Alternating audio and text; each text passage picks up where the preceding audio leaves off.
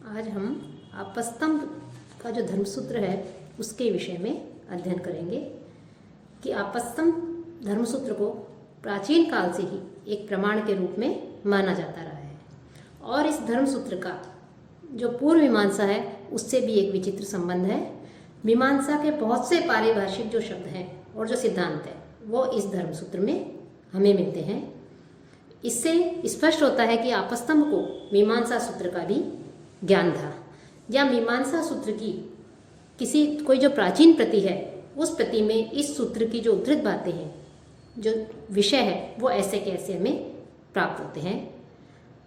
और जो जैमिनी सूत्रों के भाष्य में शबड़ ने भी आपस्तंभ को उद्धृत किया है। तंत्र वार्तिक ने इसके कतिपय सूत्रों का तुलनात्मक अध्ययन प्रस्तुत किया है। ब्रह्मसूत्र के भाष्य में शंकराचार्य ने जो आपस्तंभ है उसको उद्धृत किया है।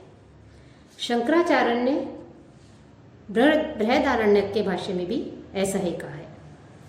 साथ ही आपस्तंभ के निवास स्थान और जीवन इतिहास के विषय में कुछ भी ज्ञात नहीं है। आपस्तंभ एक आर्ष नाम नहीं है, यह वेद में नहीं मिलता, लेकिन पाणिनि का जो विदादिगण है उसमें यह शब्द आता है। उन्होंने अपने को अवर अर्थात बाद में आने वाला कहा है। तर्पण में भी उनका नाम अधिकतर बोधायन के उपरांत एवं सत्याषाढ़ जो हिरण्यकेशी है उनके पहले लिया जाता है। हरदत्त के अनुसार शरावती के उत्तर के देश को उदीच्य कहते हैं और उदीच्यों की एक विलक्षण श्राद्ध परंपरा की एक स्थान पर हमें चर्चा भी मिलती है। लेकिन महार्णव के अनुसार नर्मदा के दक्षिण पूर्व आपस्तंभीय लोग जो पाए जाते थे और यह दक्षिण पूर्व स्थान आंध्र प्रदेश में गोदावरी का मुख माना जाता है। पल्लवों ने आपस्तंभियों को भूमिदान दिया है। आपस्तंभ का काल भी हम निश्चित रूप से नहीं बता सकते कि इसका क्या काल है, केवल इसके विषय में अनुमान ही लगाया जा सकता है। संभवतः आपस्तंभ जो धर्मसूत्र है यह गौतम धर्मसूत्र एवं बोधायन जो धर्मसूत्र है उसके बाद की रचना मानी जाती है। और याज्ञवल्क्य और शंखलिखित ने आपस्तंभ को धर्मशास्त्रकार के रूप में उद्धृत किया है, बताया है। शैली और अपाणिनीय प्रयोग के कारण इस धर्मसूत्र का जो समय है वो अत्यधिक प्राचीन होना चाहिए।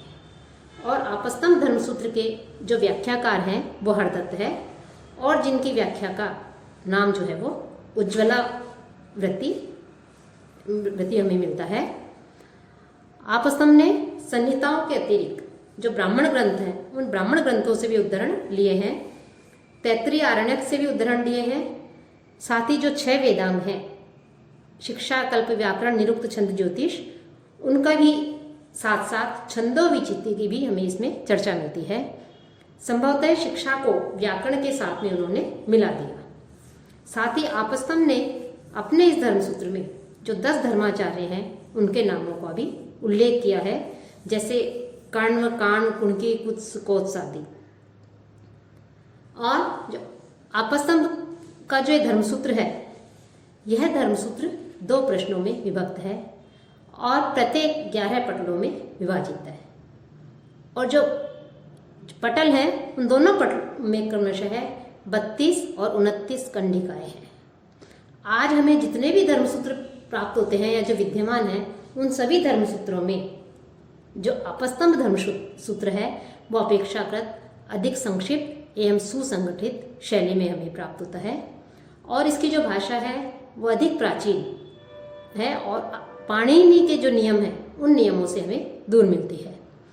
यह धर्मसूत्र अधिकतर गद्य में रचित है, लेकिन कुछ पद्य भी इसमें हमें मिलते हैं।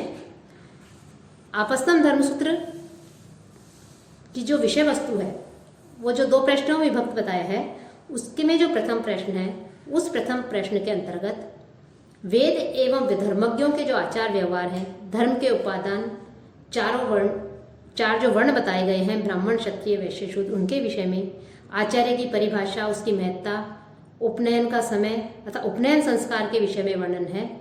साथ ही ब्रह्मचारी के क्या कर्तव्य हैं, उसकी किस प्रकार की वेशभूषा होनी चाहिए, उसके क्या नियम हैं उन नियमों के विषय में, जैसे भिक्षा नियम है, समिधा लाना, अग्नि को समर्पित करना, इन सब का भी, उनके नियम का, तप का आदि का इसमें वर्णन किया गया है।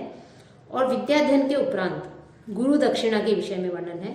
साथ ही स्नातक के क्या नियम है और वेदाध्ययन का क्या समय है, अनध्याय आदि, इन सब के वर्णन के साथ साथ जो भूत, मनुष्य, देव, पितृ और ऋषि आदि जो हैं उनके भी सम्मान के लिए, वृद्ध पुरुषों के लिए, माता पिता, भाई बहन, अन्य लोगों के सम्मान के लिए जो पंच महायज्ञ की जो व्यवस्था है, वो पंच महायज्ञ का भी विधान हमें इसमें देखने को मिलता है कि पंच महायज्ञों का भी इसमें विवेचन मिलता है।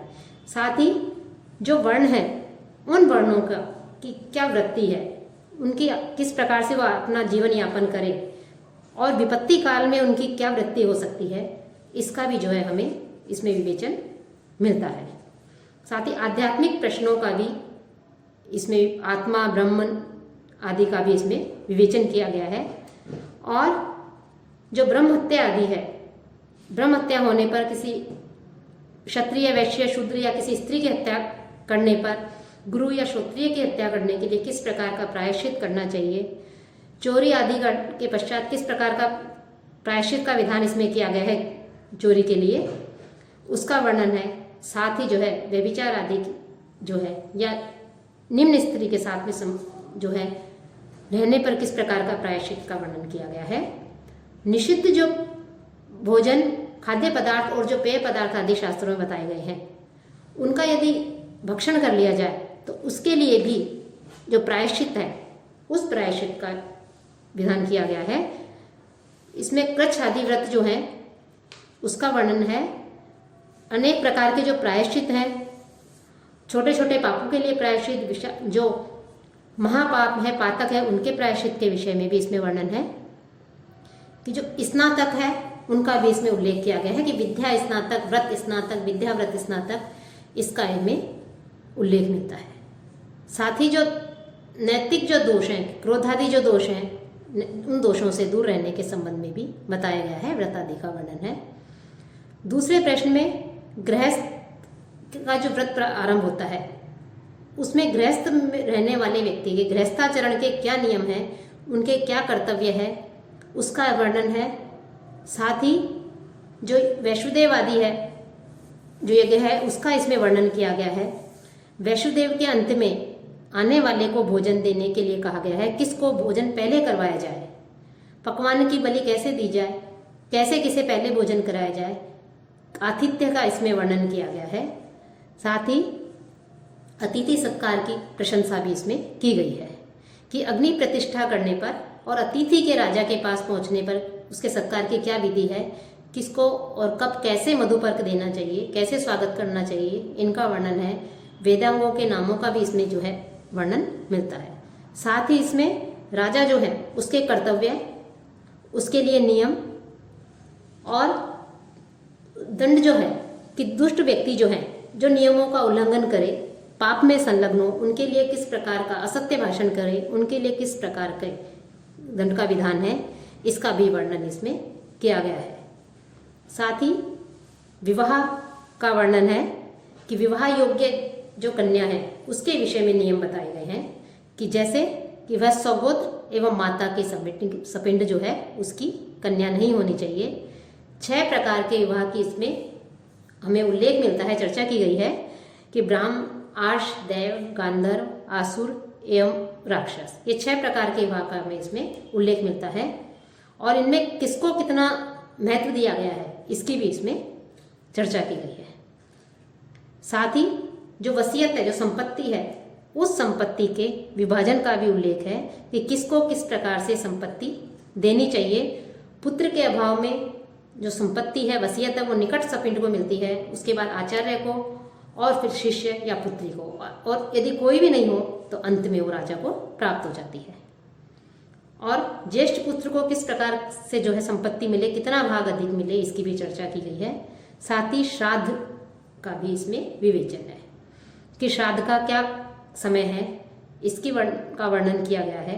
4 जो आश्रम है उनका वर्णन है, सन्यासी के क्या नियम है, इसका भी इसमें उल्लेख किया गया है।